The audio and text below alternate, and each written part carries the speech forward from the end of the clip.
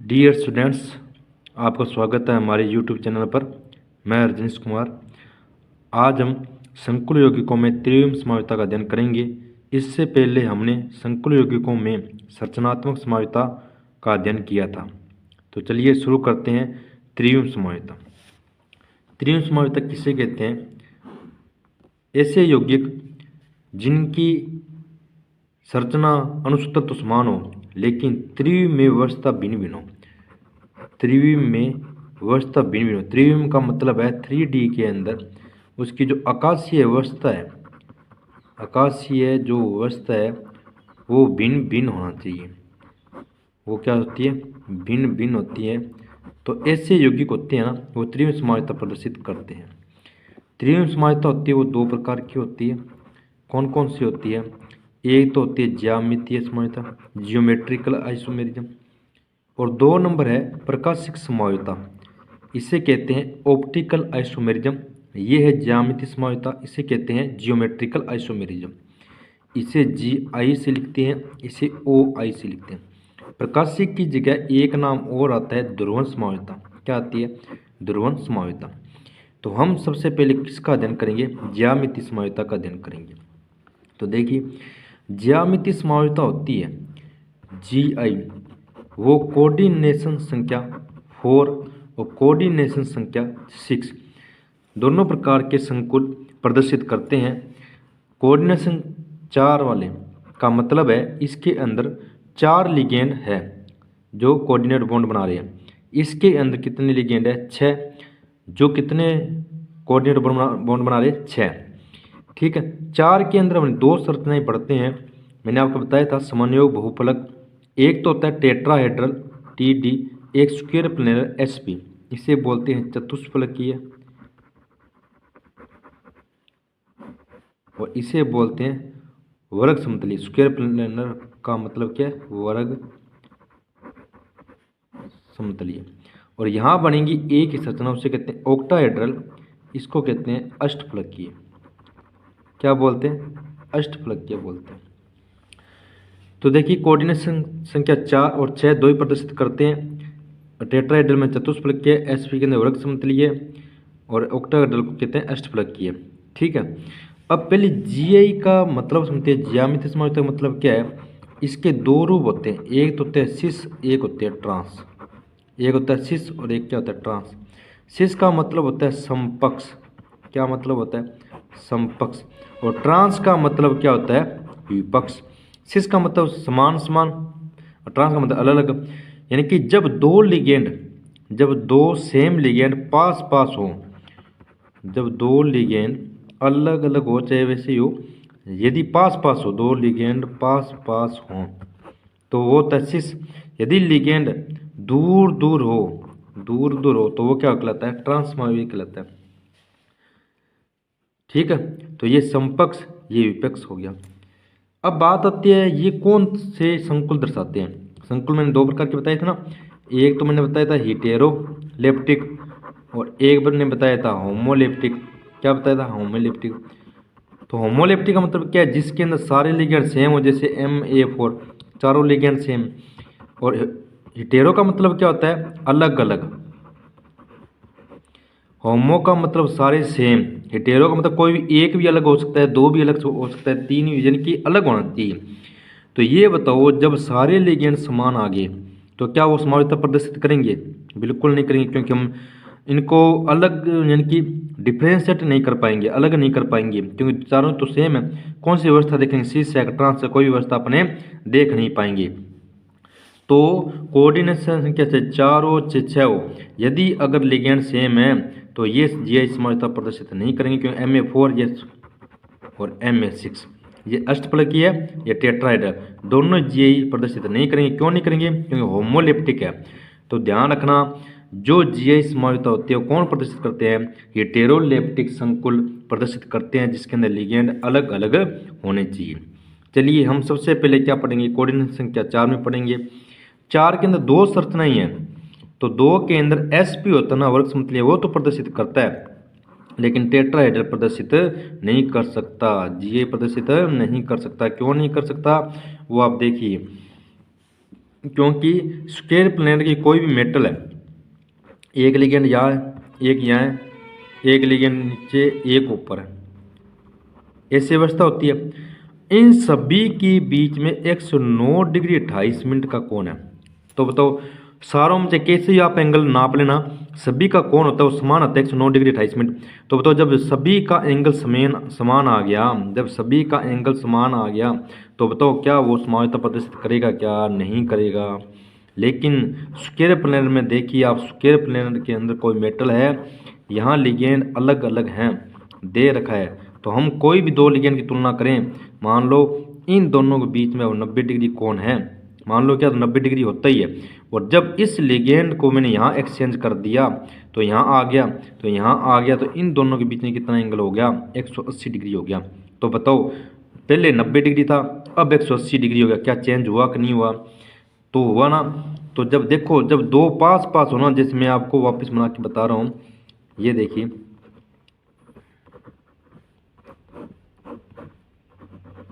ये दोनों पास पास थे, चाहे इनका ले लो आप, ये दोनों पास पास थे, 90 डिग्री कौन था, तो ये तो आ गया शीश। अब मैं एक बार मैं इसको अलग अलग कर देता हूँ। ये देखिए यहाँ L2, यहाँ मैंने इस को यहाँ लिया, इसको मैं यहाँ लिया, तो L3 L4 यहाँ ये डाम। तो ये बताओ पहले तो इनके बीच 90 डिग्री था, अब इन दोनों के बीच में कितना डिग्री कौन हो गया, 180 डिग्री हो गया। तो ये कौन सा समाय बन गया, ट्रांस। दोनों एक दूसरे के विपरीत दिशा में हैं और ये दोनों पास पास में हैं। तो ध्यान रखना कोऑर्डिनेशन संख्या 4, कोऑर्डिनेशन संख्या 4 के अंदर टेट्राहेड्रल ज्यामिति होती है वो प्रदर्शित नहीं करती, लेकिन स्क्वायर प्लेनर होता है ना वो जीआई समायोजिता प्रदर्शित करते हैं, क्योंकि इनके अंदर एंगल डिफरेंट होता है, 90 डिग्री 180 डिग्री। जब पास पास हो तो सिस, अलग अलग हो तो ट्रांस। इसे कहते हैं समपक्ष, इसको कहते हैं समपक्ष, और इसको कहते हैं विपक्ष समावी, कहते हैं समपक्ष समावी, विपक्ष समावी। अब देखो कौन कौन सी कंडीशन सिस दिखाएंगी, जब लिगेंड 1 2 नंबर पर हो, 2 3 हो, 3 4 हो, 4 1 हो। कैसे भी देखो, ये मान ला 1 पोजीशन, ये मान ली 2, ये मान ली 3, ये मान ली 4।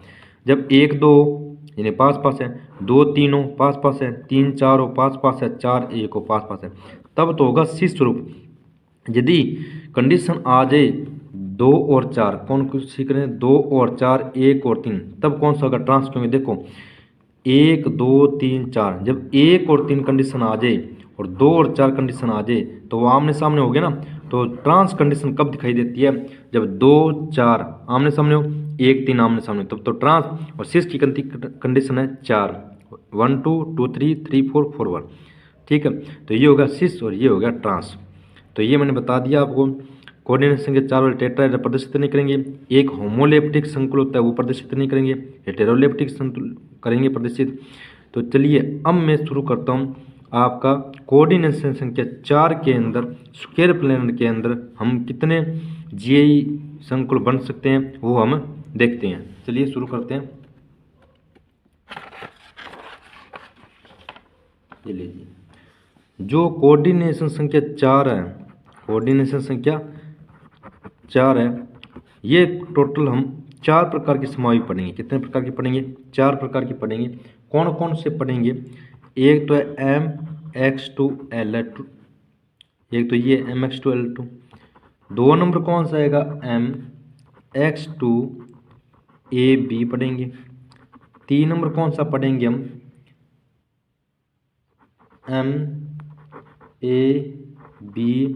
MABXL।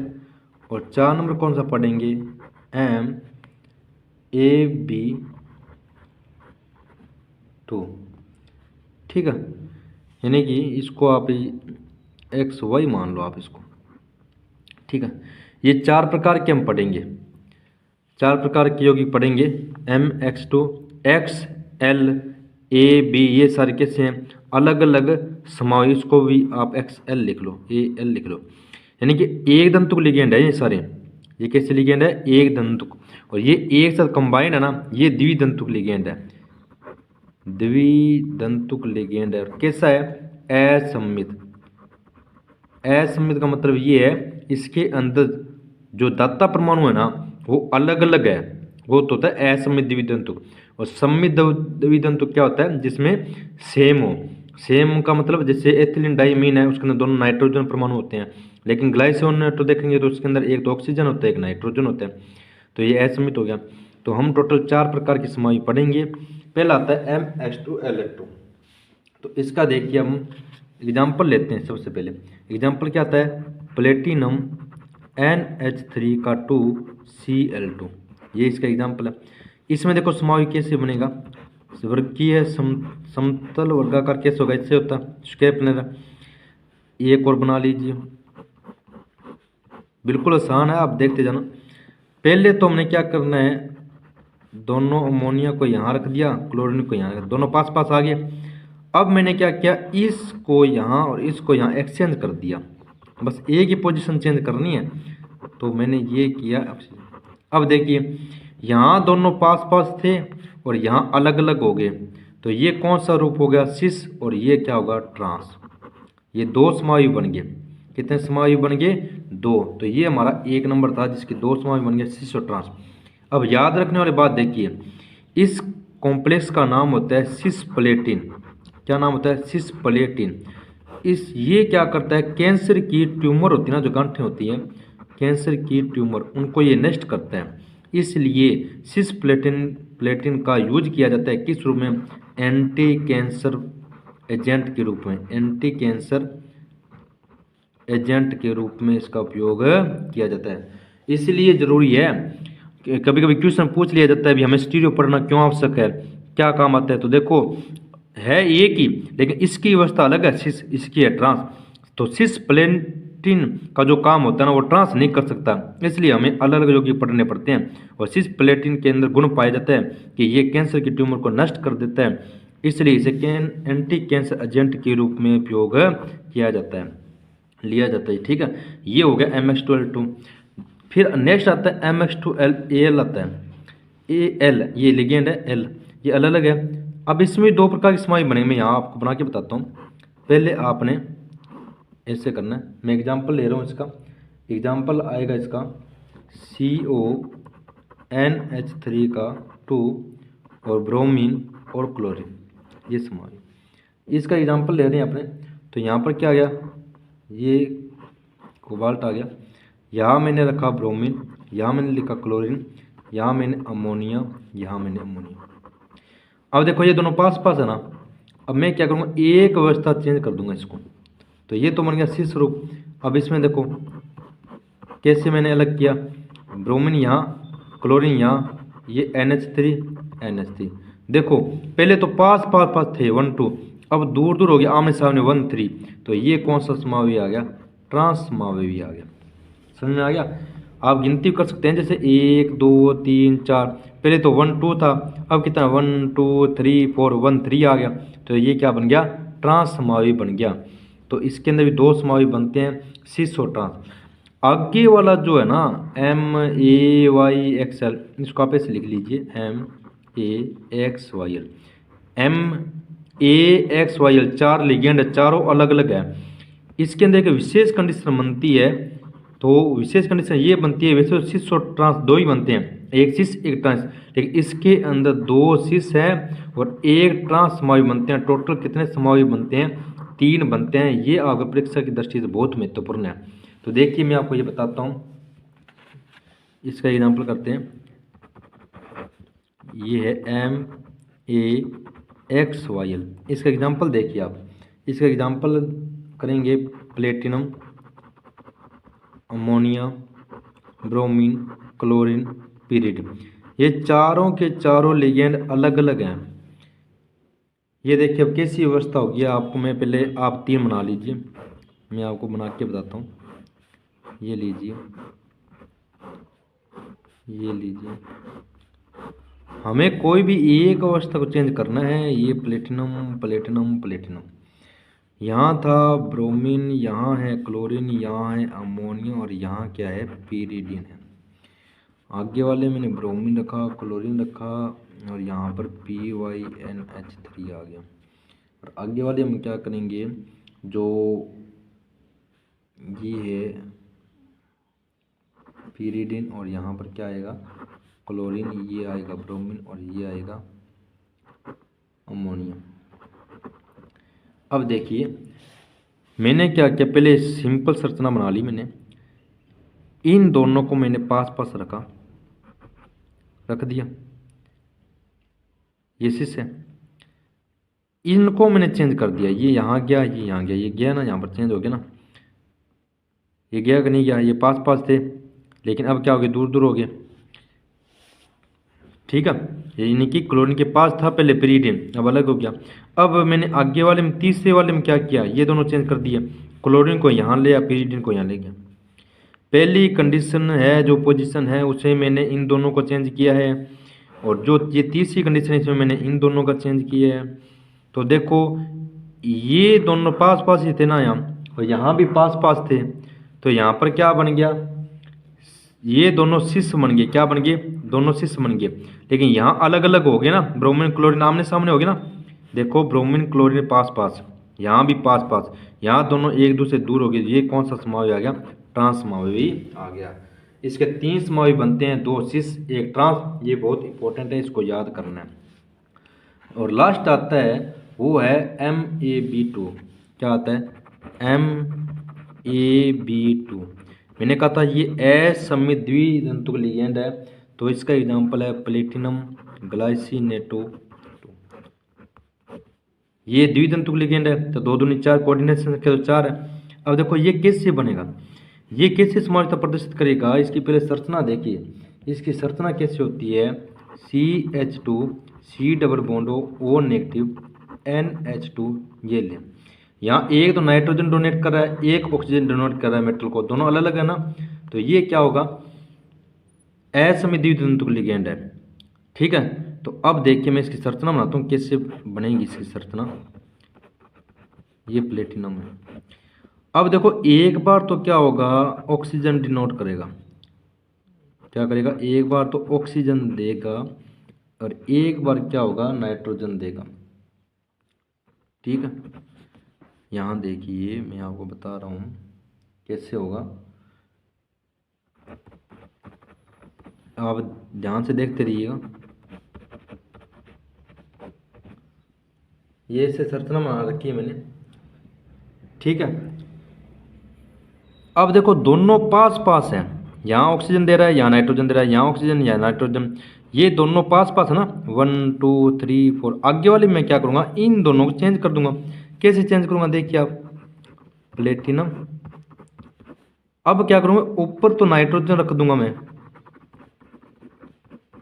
और नीचे ऑक्सीजन रख दिया। ये देखो नाइट्रोजन दे रहा है, यहाँ ऑक्सीजन दे रहा है, और यहाँ तो वही पहले वाला ऑक्सीजन और नाइट्रोजन ही है ना, NH2 CH2 C double bond O, ये तो वापस वही है। ये मैंने चेंज कर दिया, पहले दोनों पास पास थे ऑक्सीजन, यहाँ अलग अलग हो गए। तो ये तो हो गया शिष्य स्वरूप, और ये कौन सा रूप हो गया, ट्रांस रूप हो गया। तो हमने टोटल 4 प्रकार पढ़े थे।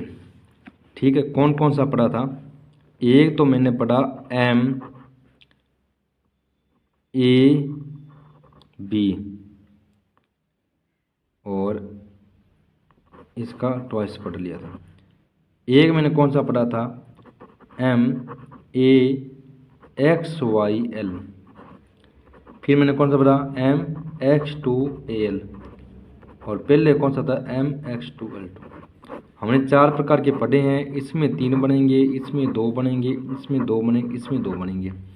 ठीक है, और ये हमने एंटी कैंसर एजेंट पढ़ा था। तो मैं उम्मीद करता हूँ कि कोऑर्डिनेशन संख्या 4 के अंदर ज्यामितीय समझता आपको पूरा समझ में आया है।